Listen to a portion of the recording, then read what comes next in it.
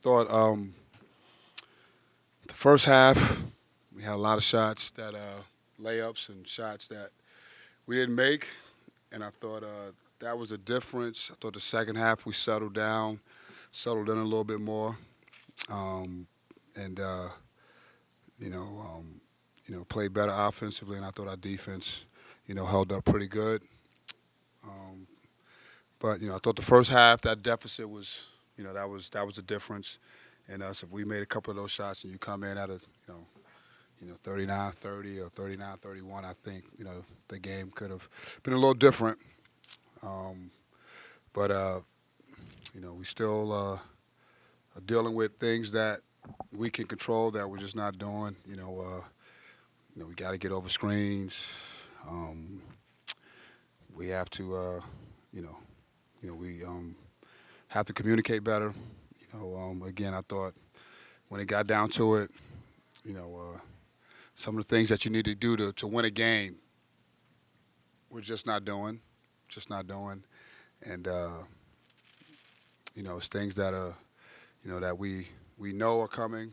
We talk about it, we work on it, but again, when you don't do those things, especially defensively, that's going to be a problem. Then I thought offensively, I'll just, the deficit in the first half was just too big. Questions.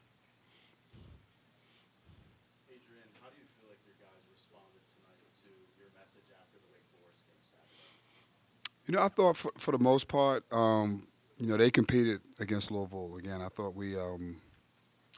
the first half came down to offense, just missing easy shots. I thought the second half, we actually won the second half, scoring wise. I thought we battled on the boards, which we haven't done. I think we were down to 35, 37. So I thought they responded well. But there's still things that you got to do better. We have to understand scouting reports. We have to, you know, do things that we can control, right? Scouting, we know they're screening certain areas and doing certain things, and we just run into the screens, and that's just that. We got to do a better job of that. We got to do a better job of keeping people in front of us. I thought the zone helped us. Louisville is a team that shoots a ton of threes against man, so zone they still going to get their fair amount. Didn't really matter, but I thought we did a decent job at that. I thought we took care of the basketball, which is something that we were concerned about. I thought we did a good job of that, but the response was, again, the effort was there. It's just we still got to pay attention to details and do the things that we're asking them to do. Yeah, Coach. Obviously, you've talked a lot about this whole season about wanting toughness. How has Sadiq given you toughness all year, and especially tonight? Just what did you see from him, kind of? I think Sadiq's been really good the last actually 3 games. Love his energy. He's actually rebounding more. That was something that we challenged him on. I love his talk. I love the way he moves the balls on offense. He screens. He's a great screener. He's rolling. He's been really good the last 3 games for us. And I think he's grown a lot in that area. He's rebounding the ball more now, and we need that. Just how would you describe where the team's at mentally with one regular season game to go? I think they're frustrated, but these guys, the one thing I'll say is, they're not going to stop. They're not going to quit. They're going to keep playing. And again, it's disappointing to come up short, but we'll regroup and get ready for Pittsburgh. Yeah, Adrian, there was some big news today at your school. There was a new chancellor named, and I'm wondering what your reaction to the news of the chancellor being named and what your relationship is like with him. First, congratulations to I don't know what the title is right now. Chancellor Haney. Chancellor Haney. I do know him. Congratulations to him. But I've been, in my hotel room with the team. So, but congratulations to him. I do know him, and that's all I can say right now. I'm just really focusing on what we're trying to do, trying to finish the season out. Questions about the game, please? In the locker room after the game, what was the message to the guys tonight? The message is we gotta keep fighting. Typically after games, I try not to dive too much into the games because it's emotional. So, we'll get back, we'll watch film and we'll dive more into the game. But, like I told those guys, I thought they had fight. I thought they had fight. I didn't think they thought they fought. Again, the biggest difference is, the first half, the 21 points. That's tough to come back from, especially on the road against a good Louisville team and against any team on the road.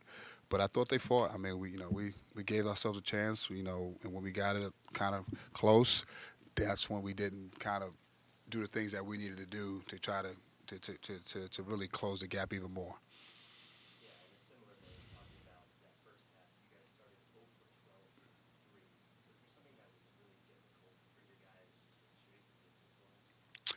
No, I mean I thought we got good. I thought we got some good ones. I thought we had a couple that probably were late in the shot clock off the dribble. Um, but for us, with Louisville, we wanted to take, we wanted to try to get really good shots and use some time a little bit. They're a fast-paced team. They get up and down. They get a ton of possession. So we were okay with some of those late shot clock ones. But I just think, a couple rolled in and out. A couple we got in transition wide open. We just didn't make them. I thought we got a lot of good looks in the first half. We just didn't make them.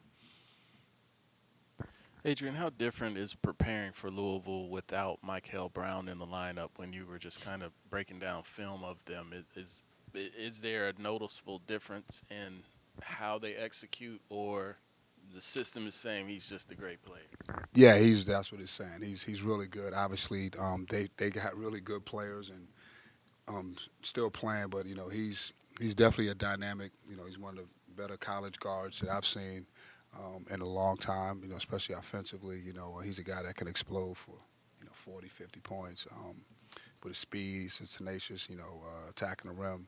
But I think Conwell and McNeely, those guys, and Woolley are dynamic as well. They all can touch the paint. They all can. They're strong. They can finish and shoot the ball. So again, this is when he's back, they just have more talent on the perimeter than most teams in our league. But you mentioned on Saturday and today about how you've kind of seen the team struggle to understand the scouting report. Just why do you think that's happening? As the head coach, how do you fix that? Well, it's always tough when typically you would say, hey, we'll find someone that can do it, but I think the whole team has struggled in certain situations. Today was really, our especially late, our perimeter guys getting over screens, especially late when we kind of got it close. They just didn't do a good job of that, and we knew that they were going to screen, and we just didn't do a good job of that, and we just got to keep, again, working on that and really stressing it. It's not like it's one guy that's doing it consistently. We all, it's collaboratively. We all are just kind of running into screens, and you can't run into screens. Whether you're playing man or zone, you have to get over screens. You got to be close enough. You got to anticipate, and you can't melt, And what I mean by melt is as soon as you get a little contact, you just stop. You got to be tough enough to get over that screen or flip your hips and get back in front.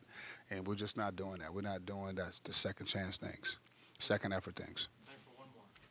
Yeah, Adrian, you came out here and you seem very sort of somber. I wonder just how the effects of this season is weighing on your players as well. I think it's a season. I don't think this is part of a basketball season. You have ups and downs, journeys. I don't think and me being somber, this is me.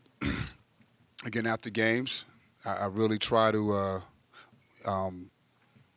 wait and really get more in depth after the games. I have to come and speak to you guys, and so I try to be very, poised. But it's not fun losing at all, but you still got season left, and as I lead, I have to be able to, lead these guys and let them know, we got to get ready for the next game. So, I come in here and, talk about the game and then, get ready for the next game. So that's just, that's my approach. That's always been my approach. Typically when you get in these situations, especially, the season, that, we're having, disappointment is always there, and you want to look and try to have some things to build on. And I don't think, when you're in this situation, that's what this is for. That's for my team. I don't think, the fans or anybody wants to hear any of the stuff that I have to say to get my guys ready for, right? It's about results, and, the frustration is there. So, when I come into these press conferences, I try to stay even-keeled and try to, really get my guys ready for the next game. Thanks, Coach. Thank you.